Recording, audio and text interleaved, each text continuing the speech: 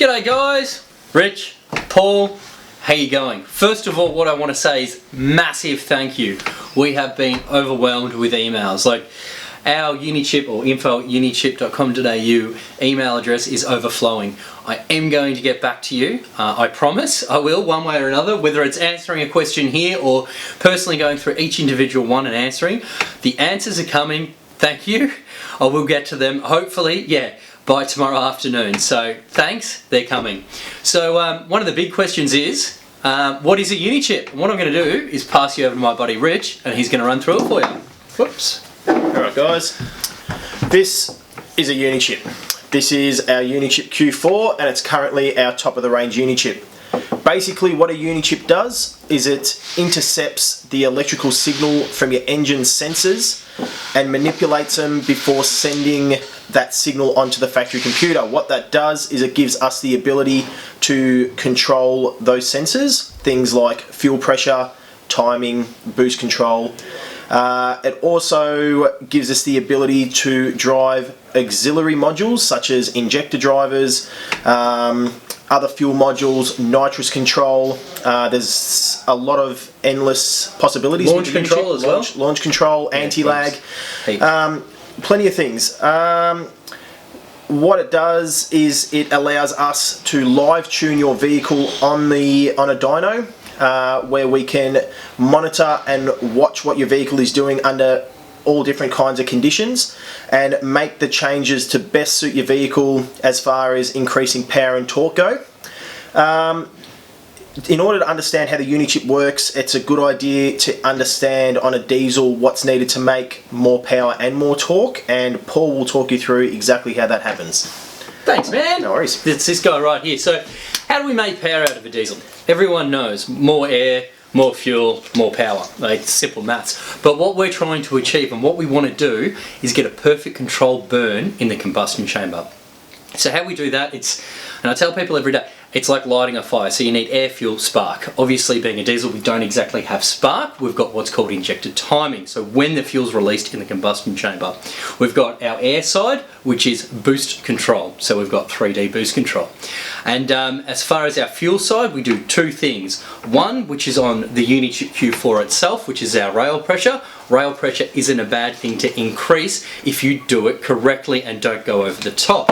Our second big fuel controller is the Unichip controlling an auxiliary module called the injector driver. Now we're going to do another video on that because there is so many different versions of injectors with so many different versions of injector drivers that we just cannot cram it all in today. So with the controlling of air, fuel and obviously timing, we can get the perfect burn in your combustion chamber, thus getting more power, more torque and obviously better fuel economy.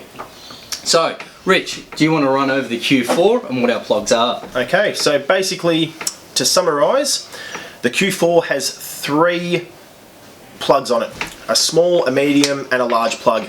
The large plug is also found on 2 of our other model Unichips called the Q and the Q+. This plug here is where the Unichip receives power and earth. That also gives us the ability to control timing, fuel and boost all through this one plug. When you move upwards towards the Q+, you receive this second plug as well on your chip, which is called a B plug. Basically what that does, it allows us to control more external and auxiliary inputs and outputs, things like aftermarket boost control, EGRs, water temp protection, is all controlled through this B plug. And when you step up to the Q4, you receive this other little plug on the end, which is basically an additional 2 inputs and outputs. Now what that means is we can control a further 2 sensors on the vehicle. Most of the time on any of the diesel vehicles, the consumer tends to want throttle manipulation for better response, less lag, and that's done through this little plug here. The final port on the Unichip is this middle one. Now that one there is the tuning port.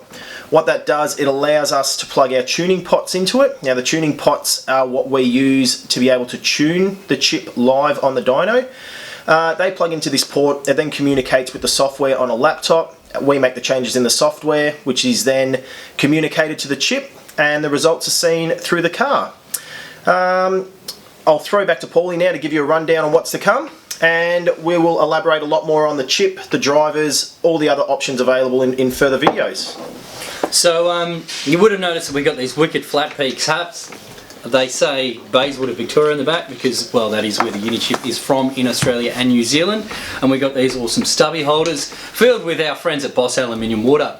What we're going to be doing is, if you like, comment and share our video, you'll be getting a, obviously we've got 2 packs to give away with the hat, stubby holder, lanyard, t-shirts. It's a whole deal of stuff. Even stickers. We'll throw in some stickers. Yeah, we'll give away some stickers. I reckon we can give away some stickers. Kids love stickers. They do love the stickers. So like, comment, share this video and you get in the running. Obviously we want to hear more questions. Now Rich briefly touched on it. What's coming up is more detailed videos. We've got, like I said before, the injector modules.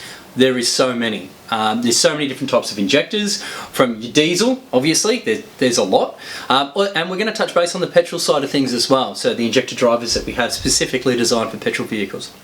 We're going to go into the couple of different ways that we offer additional engine protection. We're also going to touch base on the actual tuning pots. It's something that we've talked about here. You know, we talk a lot about it in our social media with photos and things like that. We're going to explain exactly what they are and how they work. And most of all, and our build-up is obviously going to be the live tuning. So a step-by-step video on what we do and how we achieve this whole live tuning while we're driving it in real-life conditions on the dyno, under load, and tuning your video. Tuning your car. I'm reading this propped up. Making more videos. Making more videos. So thanks for watching. Appreciate all the questions. Keep them coming. Have a good night, guys.